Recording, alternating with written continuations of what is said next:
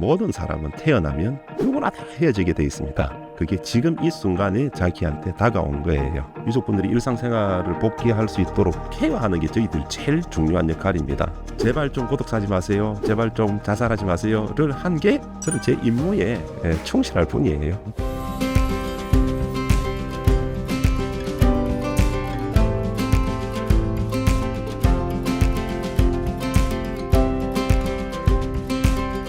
최근 1인 가구가 폭발적으로 증가하면서 청년과 중장년층의 이 고독사가 사회적인 아주 큰 문제로 떠오르고 있습니다. 특히 대한민국이 초고령 사회로 접어들면서 무연고 사망자 수가 정말 늘어날 것이라는 우려가 커지고 있는데요. 여러분들은 이 삶을 떠나는 순간에 뭘 남겨야 할까? 또는 사후에 내 물건들은 어떻게 될까? 이런 생각을 해보신 적이 있으신가요? 오늘은 여러분들 삶의 이 마지막 이사를 도와주시는 대한민국 1호 유품정리사 키퍼스코리아의 김석중 대표님을 모시고 오랜 기간 동안의 이 유품 정리를 하면서 얻은 이 잊지 못할 경험과 죽음에 대한 우리 대표님의 생각을 오늘 함께 나눠보겠습니다. 대표님 안녕하세요. 안녕하세요. 반갑습니다. 네, 오늘 이렇게 귀한 시간 내주셔서 감사합니다. 네, 감사합니다. 김석주 대표님의 지금 하시는 일이 어떤 건지 좀 소개를 좀 부탁드릴게요. 네, 저는 이제 유품정리사 일을 하고 있고요. 장례지도사로서 대한 역할도 하고 있고요. 그리고 또 부산과학기술대학교 장례행정복지과에서 학생들을 가르치는 직업들도 하고 있고, 또 뭐 고독사 예방이나 자살 예방 강연도 많이 활동을 하고 있습니다. 유품 정리사라는 직업이 참 생소한데요. 네. 오늘 소개 좀 부탁드리겠습니다. 유품정리사는 이제 한 분이 돌아가시고 남아 있는 부분들을 다 정리해드리는 역할을 하고 있는데요. 네. 한 분이 돌아가시게 되면 참 많은 것을 남겨놓고 돌아가시게 됩니다. 뭐 물건도 남게 되고요, 재산도 남게 되고, 또 가족도 남게 되고, 추억도 남게 되고, 다양한 부분들을 남기게 되는데, 네. 이러한 부분들을 다 정리해드리는 이러한 역할을 하는 게 유품정리사 직업입니다. 유족들이 유품 정리사 분들을 찾는 이유가 뭐가 될까요? 여러 가지 이유가 있는데요. 네. 너무 슬퍼서 물건을 못 보시는 분들, 네. 또 정반대의 경우에는요, 너무 트라우마가 있어서 뭐 학대를 받았다거나, 또 멀리 떨어져서 해외에 계시거나 지방에 계시는 분들, 또 너무 바빠서 또 못 하시는 분들, 이런 부분들처럼 다양한 원인들이 있기 때문에 그 원인에 따라서 어떤 학대 때문에 기억하고 싶지 않은 기억, 그 부분은 생각지를 못했네요. 유품 정리 전 절차에 대해서 어떤 절차가 있을까요? 유품 정리를 하기 위해서는 첫 번째 사전에 상담을 먼저 해봅니다. 네. 그런 청취 과정을 통해서 한 분에 대한 이야기만 듣는 게 아니고 다양한 분들이 관계 속에서 있기 때문에 네. 그런 부분들을 먼저 종합을 한 이후에 계획을 먼저 세우고요. 네. 실행할 수 있는 이제 그 계획 기간에 따라서 일정을 잡고, 또 거기에 어떤 업체들이 필요할 것인가라고 하는 부분들, 그리고 나서는 이제 현장에 막상 들어가게 되면 제일 먼저 이제 추도식을 먼저 간단하게 진행을 하고요. 충문이라고 하는 네. 절차를 거치고, 그리고 제일 먼저 중요한 것부터 수색을 한 이후에 쓰레기통에 있는 휴지라든지 그러한 부분들부터 또 조금씩 분류해 나가야 우리가 수색하면서 못 찾았던 것들이 있을 거니까 그걸 찾고, 찾은 이후에 분류하면 또 포장을 하고, 유족들 또 자녀들 집으로 각각에 또 배송해 줘야 될 부분들도 있을 테고, 배송이 끝난 이 다음에는 공간 내에 퇴거 청소가 필요할 경우들도 있을 테고, 또 그런 정리가 다 끝난 이 다음에는 상속 절차나 이런 부분들이 또 진행되어야 하니까 각각에 대한 전문가들 연계하는 서비스까지 전부 다 원스톱으로 다 처리를 해드리는 절차가 진행됩니다. 만약 자녀가 없거나 고독사 하시는 분들의 물건들은 어떻게 되나요? 그런 고독사로 돌아가시는 분과 또 무연고 사망자라고 해서 연고가 없는 분들에 대한 상속인이 아예 안 계시는 상속인이 부존재라고 하는 게 또 따로 있습니다. 물건들은 일단 상속인을 통해 가지고 전부 다 처리를 하게 되고, 만약에 그럼에도 불구하고 상속인이 없다 그런다면 이해관계인 또는 검사의 지휘를 받아 가지고 처리해야 되는 법적 절차가 따로 있습니다. 복잡하네요. 복잡하죠. 굉장히 복잡한 일입니다. 상당히 이게. 복잡하네요. 가장 중요하게 생각하는 절차 또는 중요하게 생각하는 점은 어떤 걸까요? 아무래도 이 법적 절차 가운데서 제일 중요한 건 고인이 유언장을 남겨놨을까 안 남겨놨을까라고 하는 부분들입니다. 네. 만약에 유언장이 발견되면 네. 상속 순위가 완전히 뒤바뀌거든요. 유언장이 없으면 법적 상속 순위로 진행이 되면 되지만 공중이 없어도요. 그냥 그렇죠. 일반적인 예, 자필 유언 같은 경우에도 법적 효력이 있으니까. 그런데 유언장을 작성해 놓았는지 안 해놓은지는 남아 있는 분들은 모르시니까 모르죠. 그러한 부분들은 유품을 정리하는 맨 마지막에 진짜 종이 한 장, 메모장 하나까지도 마지막까지 저희들이 제일 신경 써야 되는 부분 가운데서 하나인 거죠. 그러면은 보통 이 유품 정리를 할 때 며칠이 걸리시나요? 물론 이제 그 집안의 사이즈나 이렇게 다를 때겠지만 짧게는 하루 만에 끝나는 경우들도 있고 또 길게는 일주일 걸리는 경우도 있고요. 지금 3년이 넘었는데도 아직까지 다 정리 못하고 있는 집들도 있습니다. 와, 3년. 왜냐하면 사람마다 다 사정이 다르니까 예, 한꺼번에 다 정리하기 싫어하시는 분들도 계시고 아, 네. 유품 정리하실 때 반드시 지키는 철칙이 있다고 하셨는데 몇 가지 네. 사실 저희들이 원칙이 있는데요. 마치 제 유품을 정리하는 것하고 똑같은 마음가짐을 가지자라고 하는 게 첫 번째이고요. 네. 비밀을 유지하는 부분들이 또 가장 중요한 부분들인 거고 네. 또 그 다음은 고인의 명예나 품위를 조금 지켜주는 것들.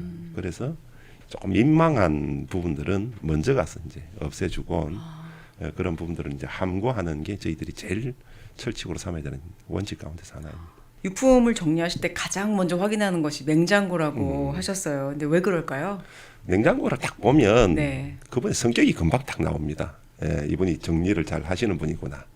근데 유통기한이 지났는데도 불구하고 냉장고 안에 여러 가지 부분들이 여기저기 얽혀섞여 있고 한다고 한다면 분명히 대부분의 공간들도 그런 형태로 해놓았을 것이다라고 하는 부분들을 추측할 수 있기 때문에 냉장고를 먼저 확인을 딱 합니다. 냉장고를 보면은 어떻게 정리를 해놨구나를 딱 네, 아실 금방 알 수 수가 있. 있습니다. 네, 아, 그 좋은 방법이네요. 네, 이 유품 정리 서비스 중에서 손대지 않는 분야가 있다고 제가 들었습니다. 어떤 분야인가요? 첫째 저희들이 제일 신경을 쓰는 부분들이 당사자의 의사표시라고 하는 분들이 굉장히 중요한데요.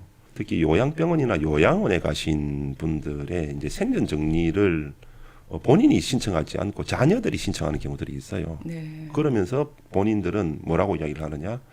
부모님의 동의하에 본인들이 유품을 정리하는 것이다. 미리 정리할 돌아가지 것이다. 않으셨는데요. 아직까지 안 돌아가셨는데 부동산에 걸려져 있는 그 목돈이라고 하는 부분들이 있기 때문에 그런 부분들을 정리하기 위해서 안에 있는 이제 가지도구를 정리해달라라고 하는 요청이 있는데 그럴 경우에는 자녀들의 입장 충분히 뭐 이해를 하겠습니다만은 부모님의 동의이거나 부모님의 확인 없이는 절대로 해드리지는 않습니다.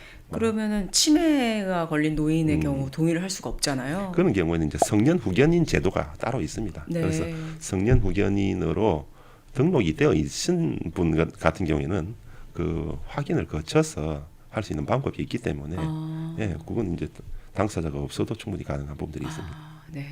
1인 가구가 한국에서 정말 너무나 지금 급속도로 늘어나고 있습니다. 대한민국에서 이 고독사를 대비하는 방법 어떻게 제안을 하실 만한 게 있을까요? 첫째 고독사를 우리가 어떻게 바라봐야 되느냐.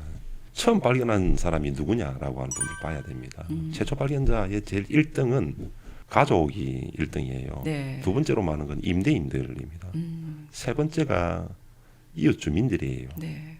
조금 신경만 좀 쓰면 고독사로 연결 안 되고 빨리 발견될 수가 있는데 그렇죠. 너무 우리가 가족 간에 약화가 돼 있고 임대인들 같은 경우에도 도대체 누가 살고 있는지도 잘 모르고 맞습니다. 이웃 간에도 옆집에 누가 있는지도 모르니 여기부터 다시 우리가 리셋을 해야 된다는 거예요. 다시 우리가 예전에 살았던 과정을 보면 한 마을에 어느 집에 누구 자식이다 숟가락이 몇 개다 쟤는 어디 갔다 왔다 다 아는데 네. 지금은 옆집에 누가 있는지도 모르고 강아지 이름조차도 모르니까 네. 맞아요. 그래서 서로가 조금 열고 살 수 있도록 그런 사이가 필요하죠. 네, 이런 걸 어떻게 시스템마이징 한다는 게 가능할까요? 시스템으로서 해결해야 될 부분들도 있고 네. 또 우리가 사회복지로 해결해야 될 것들도 있고 또 정책적으로 해결해야 될 것들도 있고 개인이 네. 바꿔야 될 부분들도 있고 네. 그래서 고독사라고 하는 부분들은 한 가지만으로 해결돼야 될 부분들이 아니니까 그렇군요. 그런데 이제 자꾸 우리 사회는 어떤 고독사 해결을 위해서 한 가지 시스템이거나 한 가지 처방이거나 핀셋이거나 이런 형태로 자꾸 하려고 하다 보니 실제 그런 게 실효성 부분들에서 굉장히 많이 떨어지고 있는 부분이죠. 가족이 있는 분들과 없는 분들의 이 고독사의 유품 정리 많이 다른가요? 가족이 있다고 해서 유품 정리가 다르고 가족이 없다고 해서 유품 정리가 뭐 다르고 그런 부분들은 크게 달라지는 거라기보다는요. 첫째는 가족이 있는 부분들은 이해관계가 굉장히 복잡하기 때문에 다른 분들에 대한 이야기를 많이 들어봐야 된다는 부분들이 한 가지가 있고 가족들이 좀 더 없고 단촐하거나 또는 가족들이 아예 없는 경우는 이 고인분이 이 세상에 와서 과연 우리에게 어떤 의미나 메시지를 주려고 했는가라고 하는 그런 부분들을 찾는 부분들이 사실은 더 큰 부분이겠죠. 모든 사람은 이 세상에 태어난 이유가 있을 것이다. 그분이 우리 사회에 와서 이 땅에서 어떤 의미로 남게 되었을까, 무엇을 남겼을까라고 하는 것을 제일 먼저 생각을 하게 됩니다. 키퍼스 코리아에서 유품 정리 서비스뿐만 아니라 다른 활동들도 하고 계신다고 알고 있는데 어떤 활동들을 하고 계신가요? 유품 정리가 단계별로 굉장히 조금 여러 가지가 있는데요. 돌아가신 이후에 유품을 네. 정리하는 걸 이제 사후 유품 정리라고 그러고요. 네. 돌아가시기 직전에 또 임종기에 또 정리하는 부분들이 있습니다. 예를 들어서 이제 요양병원에 계셔서 임종을 조금 앞두고 계시는 분들 그런 부분들은 이제 유품 정리 예약이라고 그래서 유품 정리와 함께 장례를 또 준비해야 될 부분들이 있으니까 또 그 약간 또 전 단계로 생각을 해보면 유품을 정리하기 위해서 요양병원에 들어가야 되는 이것까지도 또 생각해야 될 부분들이 있어요.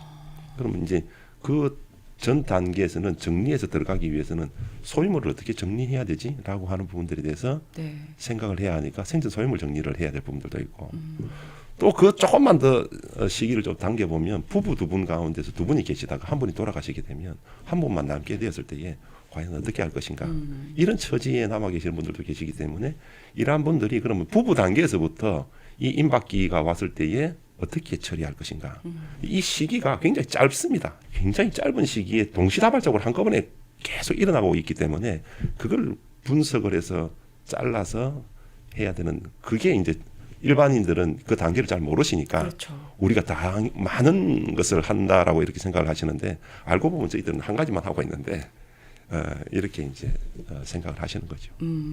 자살 예방이라든가 이 고독사 예방 이런 것들 이런 사회 공헌 활동을 하신다고 제가 들었는데요. 돌아가시고 남겨주신 것 가운데서 물건이나 재산도 중요하지만 유족분들이 일상생활을 복귀할 수 있도록 케어하는 게 저희들 제일 중요한 역할입니다. 그런데 고독사나 스스로 목숨을 끊는 이런 자살로 돌아가신 분들에 대한 유족분들은 굉장히 힘들어합니다. 그렇죠. 일상생활을 못할 경우들뿐만이 아니고 심지어는 이분들도 목숨을 버리는 경우들도 있다 보니까 제발 좀 고독사하지 마세요. 제발 좀 자살하지 마세요를 한 게 저는 제 임무에 충실할 뿐이에요. 일본은 자살 예방 캠페인이 굉장히 잘 돼 있는 걸로 알고 있고 저도 사실 한번 한 적이 있었어요. 네. 그 캠페인을 도운 적이 있었는데 어떤 예를 들어서 구체적으로 예시가 있을까요? 네, 자살 예방이라고 하는 부분들은 첫째 인식 개선이라고 하는 게 제일 중요하고요. 인생에 대한 가치나 의미가 무엇인가를 생각하는 것들 그리고 또 자기의 삶을 돌아보는 것과 자기가 어떤 역할이 있는가 그런 부분들은 프로그램을 통해서도 그런 건 충분히 또 할 수 있는 부분들이 많이 있습니다. 여러 가지 뭐 개발되어 있는 프로그램들도 많고 힘들거나 이럴 때에 스스로 혼자서 해결하려고 하다 보니 자신이 너무 무기력하다, 무의미하다 이렇게 해버리는 경우들도 많이 있는데 그걸 어떻게 연습을 통해서 도와달라고 할 수 있을 것인가라고 하는 부분들을 네. 펼쳐나가는 작업들 이런 부분들도 굉장히 중요하고요. 스스로가 조금 굳건하고 강건해야 되는데 네. 그런 심지가 굳건하고 강건하려면 자기가 건강해야 된다라고 하는 부분들인데 그 건강은 한 가지 건강이 아니고 여러 가지 건강이 복합적으로 밸런스 있게 같이 있어야 된다라고 하는 부분들이죠. 일본에서 회란판 시스템이 고독사 예방에 큰 역할을 한다 이렇게 들었는데요. 이 회란판 시스템이 뭔가요? 뭐 회란판 시스템이 뭐 별개라기보다는 네. 소식지를 전달해주는 과정이에요. 이웃끼리요? 우리나라도 보통 보면 무슨 구정일보라든지 이런 것들 있잖아요. 네. 그런 게 있으면 위에다가 도장을 찍어서 1번부터 10번까지 집에 대한 순서가 있다고 그런다면 네. 첫 번째 집이 받다 그러면 내가 사인한 이후에 두 번째 집으로 넘겨주고 두 번째 집이 사인한 이후에 세 번째 집으로 넘겨주고 맨 마지막에 받은 사람은 그걸 이장이나 통장님한테 갖다 드리고 네, 이렇게 해서 전달해가는. 지금 건강하다, 그렇지. 우리 무사하다 이거를 아니 그걸 뭐 이걸 일부러 그렇게 하는 게 아니고 소식지니까 그 소식지를 그냥 보는 거를 그걸 보고 확인할 수가 있으니까 예. 지금 우리나라에서도 이런 걸 안 하고 있죠. 이거 해야 되겠네요. 그렇죠. 그런데 해라고 한다고 해서 과연 우리나라 사람 정서에서 과연 이걸 할 것인가. 예전에 우리가 반상회도 있고 네네. 굉장히 좋은 제도가 많이 있었는데 요즘은 안 하잖아요. 요즘 잘 안 하니까. 네. 이제 2006년부터 18년 동안 이렇게 유품 정비사로 일을 하시면서 가장 기억에 남는 유품 또는 그 의뢰인이 있으실까요? 청년이 남기고 간 그 여행 가방이 하나 있는데 떠나고 난 이후에 유족들한테 전달을 했더니 그 유품을 채택을 안 해서 조금 이걸 뭐 처분하기에는 너무나 좀 안타까운 사연이 좀 있는 것 같아서 제가 유품을 정리하는 데 필요한 도구를 담는 가방으로 쓰고 있고 그 유품이 아무래도 제 유품이 될 거니까 제일 좀 기억이 남고 좀 의미 있는 것이라고 생각을 합니다. 어려운 질문일 수도 있는데요. 혹시 대표님은 죽음을 준비를 하고 계시는지 유품은 어떻게 정리를 했으면 좋겠는지 이런 걸 어떻게 생각해 보신 적 있으세요? 매일 생각을 하죠. 그렇죠. 네. 네. 그리고 매번 죽음의 현장에 있기 때문에 죽음을 꼭 굳이 준비해야 될까? 결국 어차피 준비 안 해도 죽을 텐데 죽음을 준비한다라기보다는 우리가 어떻게 죽을 것인가라고 하는 부분들은 반대로 뒤집어 보면 어떻게 살 것인가 그리고 어떻게 남길 것인가라고 하는 부분들은 내 삶에 있어서 무엇을 하고 나의 발자취를 어떻게 의미 있게 할 것이냐 그리고 가치 있게 할 것이냐 그게 나의 문제만으로 해결할 것이냐 아니면 우리 가족의 문제이냐 아니면 우리 사회나 인류가 가지고 있는 전체 문제를 가지고 내가 할 수 있는 만큼 할 것이냐 이런 생각을 하다 보니까 결국 내가 해줄 수 있는 부분들은 내 삶이 유한하기 때문에 그 유한한 삶 가운데서 내가 할 수 있는 만큼만 해주고 그게 내 역할로서 충분하다고 한다면 그게 내 유품이 될 테고 또 내 유품은 내가 지금 다른 사람들의 유품을 정리해 주는 것처럼 제자들이거나 또 저하고 같이 유품을 정리하는 동료들이거나 이러한 분들이 저의 똑같은 마음으로 제 유품을 정리해 줄 것이다 라고 하는 신뢰가 있으니까 네. 뭐 제가 뭐 조금 민망한 것들이거나 부끄러운 게 있으면 그분들이 알아서 처리해 주겠죠. 그래서 뭐 별로 걱정을 안 하고 있습니다. 네. 가슴 뿌듯했던 순간이 있으셨을까요? 언제가 있으셨을까요? 매번 다 뿌듯합니다. 왜냐하면 네. 끝나고 나면 항상 유족분들이 저한테 감사합니다라고 이야기를 하고 그분들이 그래도 이전에 슬퍼하는 그 감정들에서 0.01mm라도 일상으로 조금씩 가까워진다라고 하는 부분들이 시간이 점점 지나면 지날수록 이런 과정을 거친 분들하고 이런 과정을 거치지 않은 분들하고 전혀 다르니까 그래서 그런 분들이 시간이 많이 지난 이후에도 같이 이제 만나 뵙게 되면 저한테 감사하는 마음을 가질 때에 이 직업의 매력인 것 같아요. 사랑하는 분들을 이렇게 떠나보면서 아주 정말 깊은 슬픔에 빠진 그런 분들이 많으신데 그런 분들한테 조언을 해주신다면 어떤 말씀이 있을까요? 100살을 살든 50살을 살든 100일밖에 살지 않았던 모든 사람은 태어나면 누구나 다 헤어지게 돼 있습니다. 그게 지금 이 순간에 자기한테 다가온 거예요. 그러면 그분하고 관계 속에서 그분까지만 있느냐 그렇지 않고 주변에도 다른 분들이 많이 있는데 이 슬픔에 너무 빠져서 지금 같이 생활하시는 소중한 사람을 또 잃을 수도 있으니까 거기서 또 후회가 있을 수 있으니 슬퍼하시되 나머지 시간은 오히려 지금 현재 곁에 계시는 소중한 사람들하고 오히려 좋은 시간을 더 잘 보내는 게 슬픔을 극복하는 제일 좋은 방법이다라고 꼭 안내를 해드리고 싶습니다. 정말 좋은 말씀이십니다. 네. 사랑하는 사람의 이 떠남을 마주할 때 우리는 정말 사무치는 그리움과 이 아쉬움 속에서 우리 스스로를 돌아보게 됩니다. 고인의 유품을 정리하는 과정이 그분의 삶을 추억하는 그런 시간이듯이 우리도 언젠가 이 남겨질 흔적을 생각하면서 지금의 삶을 되돌아보는 시간을 가졌으면 합니다. 오늘 글로벌 초대석에 김석중 대표님을 통해서 정말 바쁜 일상 속에서 내가 진정 소중하게 여기는 것이 무엇인가를 한 번쯤 스스로 물어보고요. 아끼는 사람들한테 이 감사와 사랑을 전하는 거, 이런 작은 행동이 우리의 삶을 더욱 값지게 만들지 않을까 하는 그런 생각이 들었습니다. 여러분들 오늘이 그 시작이 되기를 바라고요. 삶을 그런 시각에서 다시 바라보는 그런 멋진 하루가 되시길 바랍니다. 시청 감사합니다.